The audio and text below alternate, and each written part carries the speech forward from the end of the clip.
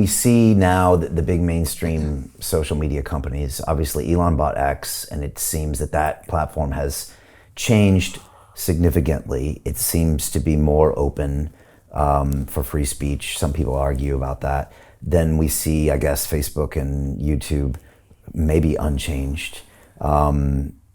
Yeah. Do you think those will change? Do you think there will ever be real hearings and anybody diving into those organizations? I mean, Trump recently came out and was quite critical of Google because they seem to be not allowing people to search for him and things like that. The Twitter files kind of came and went, were ignored by mainstream media. I don't think anybody was prosecuted. Do you think that will change? I think instead there may be different platforms born that are outside the sphere of influence, born and created, because a lot of people are trying to do that.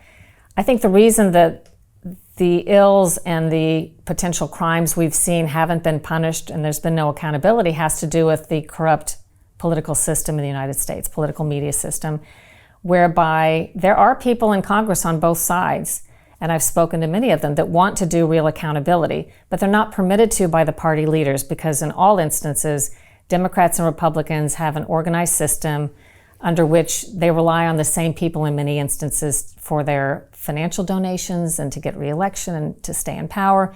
And even if an interest contributes more to one party than the other, the members will tell you, the members who want to do true accountability, that behind the scenes there's a lot of collusion between Democrats and Republicans, a lot of agreement on maybe they will make a big splash and a fuss by holding a hearing, but nothing will come of it. There will never be a law that passes that does anything meaningful because there is sort of an implicit agreement between them to go hands off of these organizations that they're supposed to oversee and regulate, in large part because they rely on financial support from these very companies. I feel like the committees in Congress that are supposed to oversee, let's say, transportation, the transportation industry, armed services, the defense industry, those members that get on the committees are funded by those industries. That's where they get their donations from. So they end up serving the interests of the very people they're supposed to oversee and make sure there aren't hearings on certain topics. And there isn't legislation unless it reads a particular way. They don't respond to our interests and needs anymore. They're working basically for these special interests. So in this corrupt environment, I don't think there can be accountability. So I do think there will be platforms and different methods of delivering information to us that'll be invented. And I do think a politician as president could make a difference. I don't know if 4 years is enough, but someone who comes in and shakes the tree, a Robert F. Kennedy or a Donald Trump that understands the things that we're talking about and didn't get to where they are by those same money systems as everybody else, they do have the power to come in and maybe change things. But obviously that's difficult with the establishment, press, and social media and everything else being so entrenched in the federal bureaucracy. That's a hard thing to upend in 4 years. Yeah, it is. So these companies are more powerful than the governments. And also, you don't want to get on their bad side, or you might find that when you search Donald Trump rally, you get a Harris rally coming up. Yeah. And they fund them. And in a lot of these instances you're talking about, they later employ these people sometimes in the industry. That's right.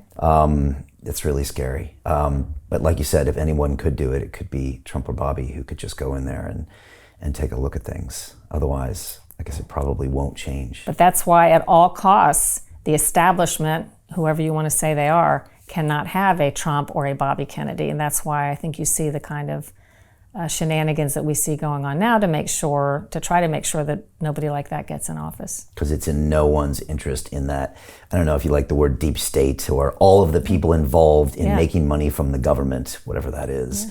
They don't want them in there to shake the branches. I like to call it the persistent bureaucracy, because they can wait out anybody who's elected who, Donald Trump toward the end of his presidency issued some executive orders that I followed up on one or two of them. Whatever happened, they were just simply ignored. I don't know if that's an act of treason. I don't know if it's illegal. I don't know if it's unconstitutional, but they, whoever they are, can just simply ignore something they don't like or stall, and they, in effect, can usurp a president. Scary. Also, you talk about these other organizations, but these current ones are really monopolies. I mean, I love the Rumbles of the world and the True Socials, but the truth is it's very hard to usurp someone that has really monopolistic control. And that's what Google has and YouTube has right now.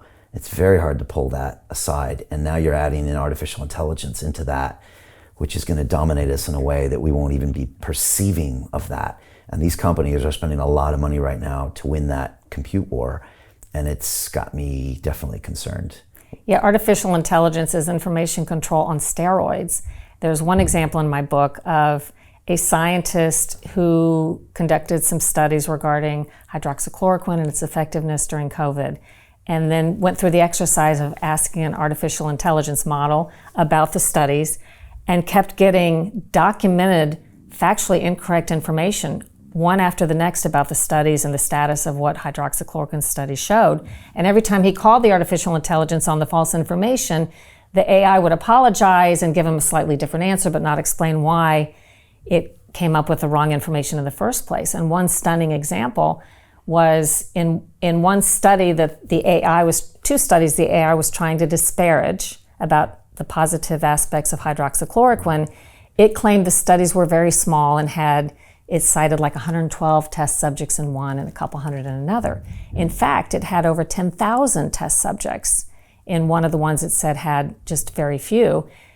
Those mistakes, seems to me, can only be made if someone is directing the artificial intelligence to the bad information. Ultimately, when the AI was then directed to its misinformation, it found the correct information, which is baffling. So it had access to it initially, but only when corrected did it find the truth. And I think about how many people will rely on this sort of thing, much like Google, as if it is the end all and be all. Well, I did an AI search or I did a Google search and this is what they said. So I think our main job is to make sure people are skeptical of what they hear and find out other ways to get information besides the monopolized sources so that they can reach truth. Now, skepticism in itself is a problem, because I reported some years ago on people inside who work for a living on trying to confuse people and shape information a certain way, and they said their job is accomplished if they simply do nothing more than confuse people. If you don't want people to know the truth and you end up confusing them enough that they don't believe anything, in some respects the mission is accomplished. And so I think a lot of people are on that end of the spectrum now. They don't believe anything, even when you tell them something that is true, because they don't know how to sort through the truth. And we're in this weird information age. Hey, I know investing in crypto is scary.